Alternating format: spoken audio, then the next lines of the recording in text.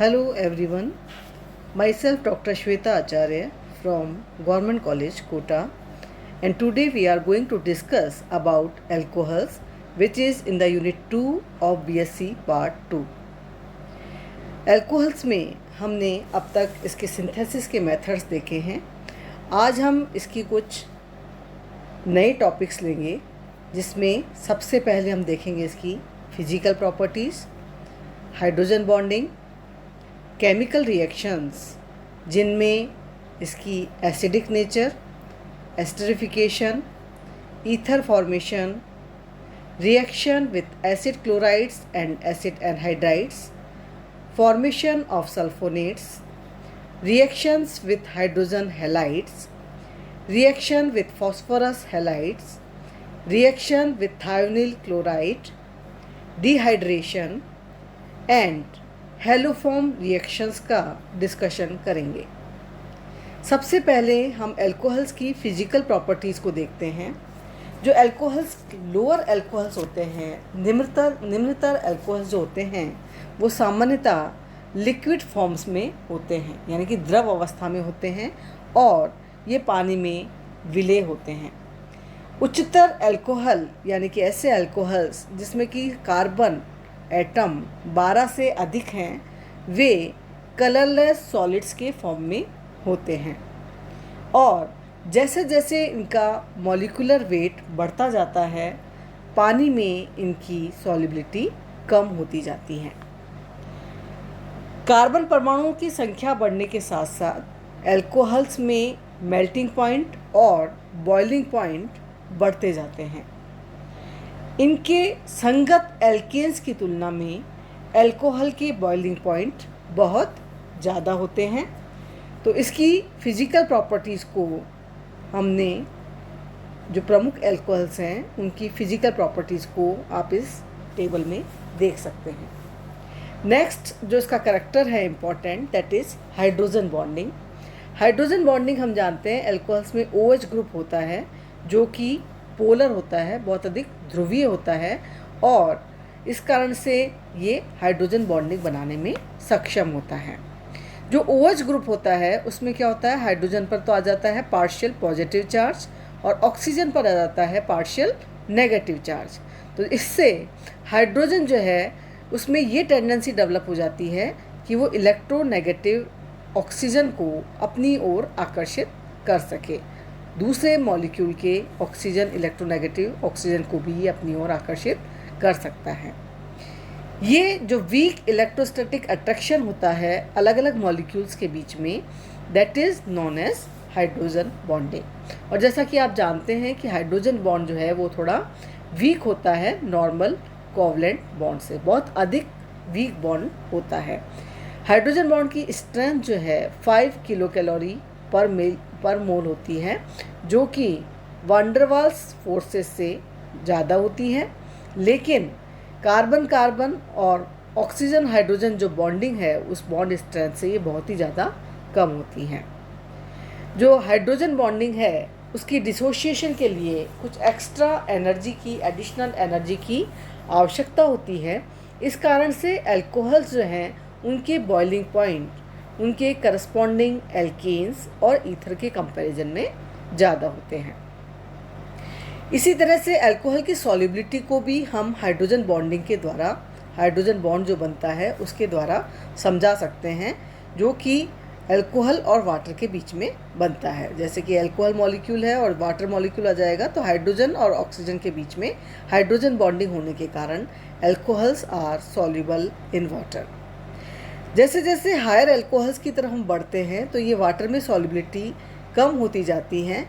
वो हम इसलिए इस फैक्ट से समझा सकते हैं कि एल्काइल चेन जो है वो लंबी होती जाती है, एल्काइल चेन बढ़ती जाती है, जिसके कारण ये हाइड्रोकार्बन की तरह बिहेव करते हैं। और इसके अलावा जो प्लस आई इफेक्ट है एल्काइल ग्रुप का, वो हायर अल्कोहल्स में जो है वो OH ग्रुप के पोलर करैक्टर को कम कर देता है। इस कारण से इनकी हाइड्रोजन बॉन्डिंग बनाने की कैपेसिटी कम हो जाती है। अल्कोहल्स की केमिकल रिएक्शंस को दो ग्रुप्स में डिवाइड किया जा सकता है। First is reaction due to cleavage of OH bond, OH bond के टूटने के कारण जो रिएक्शंस होती हैं। And second is reaction due to cleavage of C single bond O। इन रिएक्शंस को हम देखते हैं। सबसे पहले हम देखते हैं अल्कोहल्स का एसिडिक नेचर। अल्कोहल्स जो है वो वीक एसिड की तरह बिहेव करते हैं। जो इसका वीक एसिडिक करैक्टर है उसे हम इस बेसिस पर एक्सप्लेन कर सकते हैं कि जो हाइड्रोजन एटम है वो इलेक्ट्रोनेगेटिव ऑक्सीजन एटम से अटैच है, जो कि क्या करता है, OH बॉन्ड के लोन पेयर को अपनी तरफ अट्रैक्ट कर लेता है, OH बॉन्ड के इलेक्ट्रॉन्स को अपनी तरफ अट्रैक्ट कर लेता है। और इस अट्रैक्शन के कारण जो हाइड्रोजन है वो प्रोटॉन के रूप में बाहर निकल जाता है। इस कारण से अल्कोहल जो है वो इलेक्ट्रोपॉजिटिव मेटल्स जैसे कि सोडियम, पोटेशियम, कैल्शियम, मैग्नीशियम, इनसे रिएक्ट करके हाइड्रोजन गैस का लिबरेशन करता है। इसी तरह से इसका जो एसिडिक करैक्टर है वो ग्रिग्नार रिएजेंट से इसकी रिएक्शन के द्वारा भी समझाया जा सकता है। ग्रिग्नार रिएजेंट से अल्कोहल की रिएक्शन हमें एल्केन देती है, जिसमें कि H आयन जो है वहाँ पे अल्कोहल से प्राप्त हो रहा है। अल्कोहल्स की जो एसिडिक करैक्टर है उसको हम इस ऑर्डर में रख सकते हैं। Primary alcohols are more acidic than secondary and secondary alcohols are more acidic than tertiary alcohol. Tertiary alcohol जो है वो सबसे वीक होता है एसिडिक करैक्टर उसका, क्योंकि यहाँ पर 3 इलेक्ट्रॉन रिलीजिंग अल्काइल ग्रुप्स होते हैं जो कि कार्बन एटम्स को जो है वो क्या करते हैं, इलेक्ट्रॉन देते हैं, जिससे कि ऑक्सीजन के पास इलेक्ट्रॉन की कमी पूरी होती रहती है। इसी तरह से नेक्स्ट रिएक्शन हम देखते हैं इसकी एस्टरिफिकेशन रिएक्शन। अल्कोहल जो है वो ऑर्गेनिक एसिड से रिएक्ट करता है in the presence of acid catalyst, जिससे कि क्या बनता है, एस्टर का फॉर्मेशन होता है। यानी कि रिएक्शन को अल्कोहल और एसिड के बीच की जो रिएक्शन होती है उनकी रिएक्शन को हम क्या कहते हैं, एस्टरिफिकेशन रिएक्शन कहते हैं। इस रिएक्शन को नीचे दिखाया गया है। Ethyl alcohol reacts with acetic acid to give CH3COO C2H5, यानी कि एस्टर का यहाँ पर फॉर्मेशन हो रहा है। यहाँ पर अगर हम ऑर्डर ऑफ रिएक्टिविटी देखें डिफरेंट अल्कोहल्स की, तो primary alcohol is more reactive than secondary and secondary alcohol is more reactive than tertiary alcohol. Esterification reaction में अल्कोहल जो है वो न्यूक्लियोफाइल की तरह बिहेव करता है। इसकी रिएक्शन मैकेनिज्म को हम इस तरह से दर्शा सकते हैं। इन द प्रेजेंस ऑफ एसिड, ये क्या होता है, एसिड कैटलिस्ट की प्रेजेंस में जो ऑर्गेनिक एसिड है that is carboxylic acid RCOOH, वो इस तरह से हाइड्रोजन आयन इस ऑक्सीजन के पास में जाती है। ऑक्सीजन पर पॉजिटिव चार्ज आ जाता है। इसकी रेजोनेटिंग स्ट्रक्चर में ये पॉजिटिव चार्ज जो है सभी मॉलिक्यूल्स के, सभी एटम्स के बीच में सर्कुलेट होता है। अब इसकी रिएक्शन कराते हैं हम अल्कोहल से। ऑक्सीजन के पास लोन पेयर ऑफ इलेक्ट्रॉन है, कार्बन के पास पॉजिटिव चार्ज है, तो ऑक्सीजन यहाँ जा कर के अटैच होता है। OH यहाँ पर जाके जुड़ जाएगा और जो R है अल्काइल ग्रुप वो यहाँ पर जुड़ता है इस वाले ऑक्सीजन के पास में।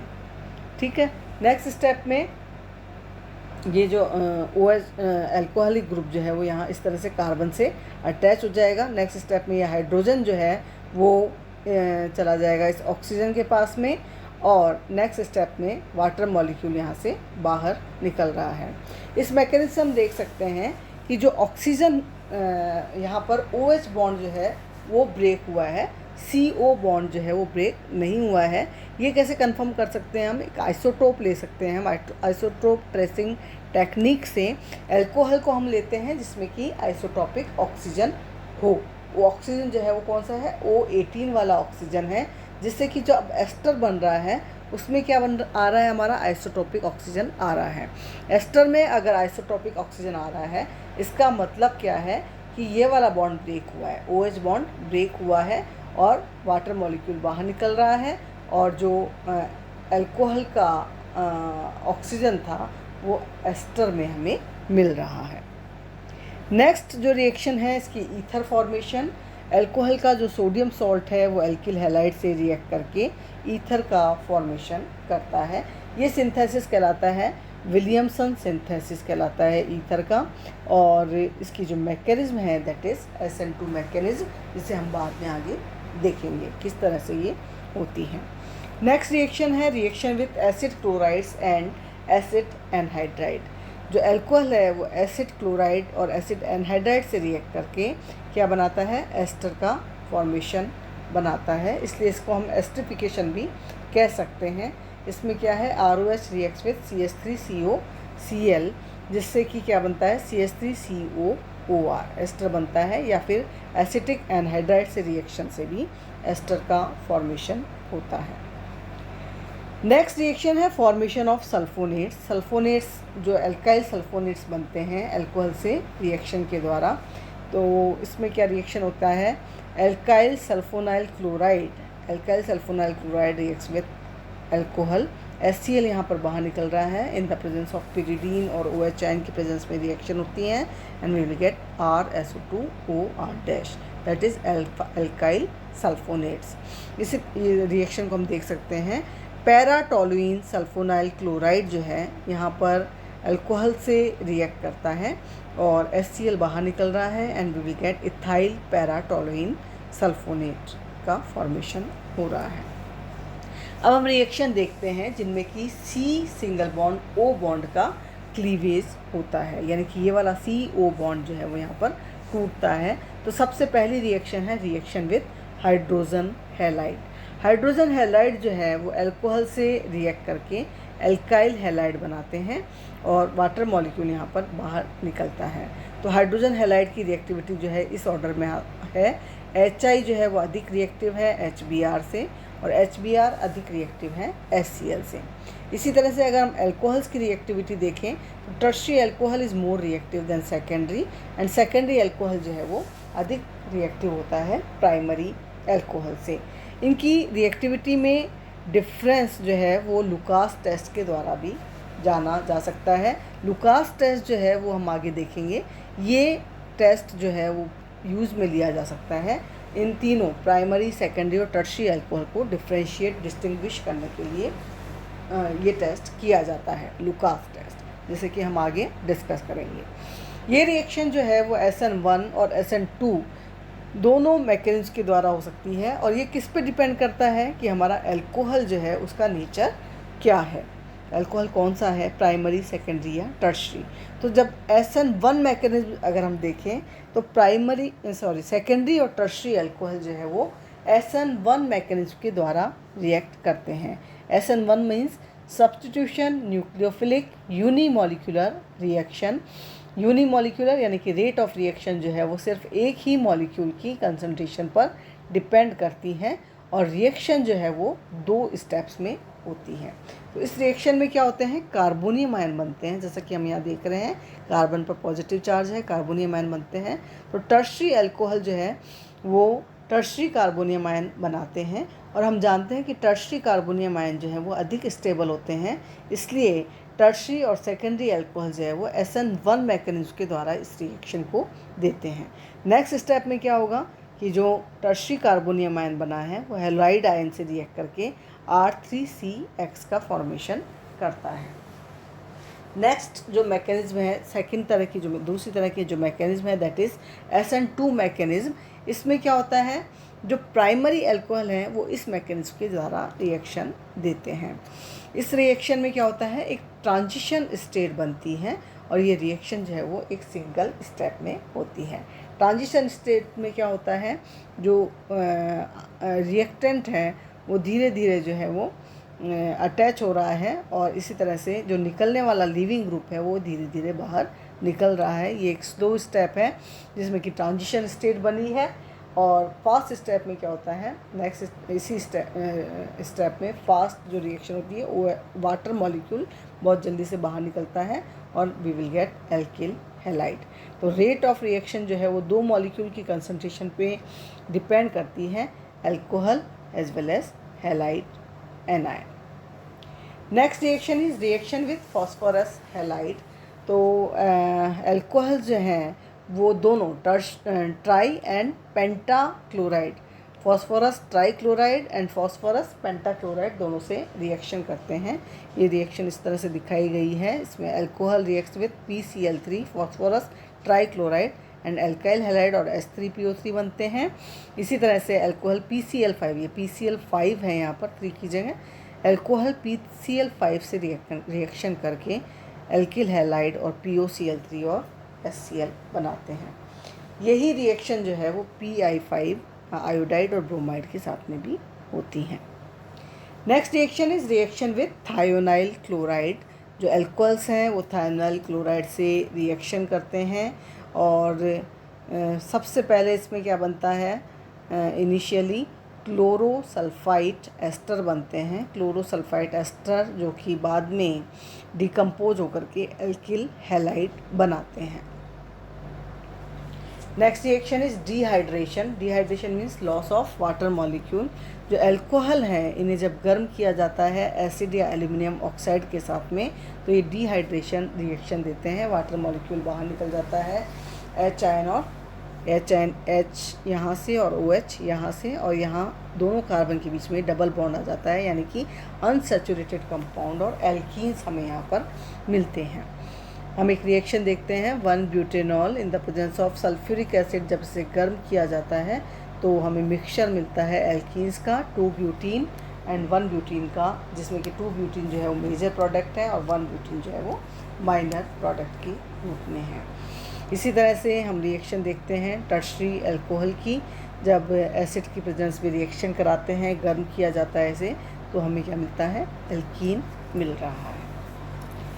Next reaction is haloform reaction. ये रिएक्शन उन अल्कोहल्स के द्वारा दी जाती है जिनमें कि CH3CHOH ग्रुप प्रेजेंट होता है। ऐसे अल्कोहल्स को जब हम गर्म करते हैं, हेलोजन गर्म करते हैं हेलोजन के साथ में और एक्वस अल्कली के साथ में, NaOH के साथ में, then we will get haloform. ये रिएक्शन हम देख सकते हैं। इथेनॉल जो है वो हेलोजन से रिएक्ट करके पहले स्टेप में एसिटाल्डिहाइड दे रहे हैं। नेक्स्ट स्टेप में क्लोरीन जो है वो अल्फ़ा हाइड्रोजन्स के साथ में रिएक्ट करती हैं यहाँ पर, और सभी हाइड्रोजन रिप्लेस हो जाते हैं हेलोजन के द्वारा। CCl3 CHO यहाँ पर मिल रहा है क्लोरल। नेक्स्ट स्टेप में बेस की प्रेजेंस में वी विल गेट क्लोरोफॉर्म। इसी तरह से रिएक्शन हम देख सकते हैं प्रोपेनॉल की। हेलोजन के साथ में रिएक्शन करके पहले ऑक्सीडेशन होता है इसका अल्कोहल का और कीटोन्स बनते हैं। नेक्स्ट स्टेप में जो हेलोजन है वो अल्फ़ा हाइड्रोजन पे रिएक्ट करती है, उसे रिप्लेस करके CCl3CO CH3 बनाती हैं, जो कि इन द प्रेजेंस ऑफ बेस क्या बना रहा है, क्लोरोफॉर्म बना रहा है और सोडियम एसीटेट बाहर निकलता है। तो ये जो है प्रमुख रिएक्शंस थी अल्कोहल्स की जो कि अभी हमने देखी। आप लोग इन रिएक्शंस को थोड़ा सा लिख करके देखिए, लिख करके याद करिए। कई इम्पॉर्टेंट रिएक्शंस हैं इसमें, कई नेम रिएक्शन हैं जैसे कि विलियमसन्स ईथर सिंथेसिस, बहुत ही सिंपल सिंथेसिस है पर क्योंकि नेम रिएक्शन है। इसी तरह से हेलोफॉर्म रिएक्शन है, बाकी इनकी मैकेनिज्म है SN1 और SN2 मैकेनिज्म जो कि हमने यहाँ पर देखी किस तरह से ये होती है।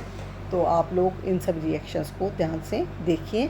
नेक्स्ट टर्न पे हम लेंगे कि प्राइमरी, सेकेंडरी और टर्शरी अल्कोहल को किस तरह से हम डिफ्रेंशिएट कर सकते हैं, कौन सी रिएक्शंस हैं क्योंकि इन्हें डिस्टिंग्विश करने के काम में आती है।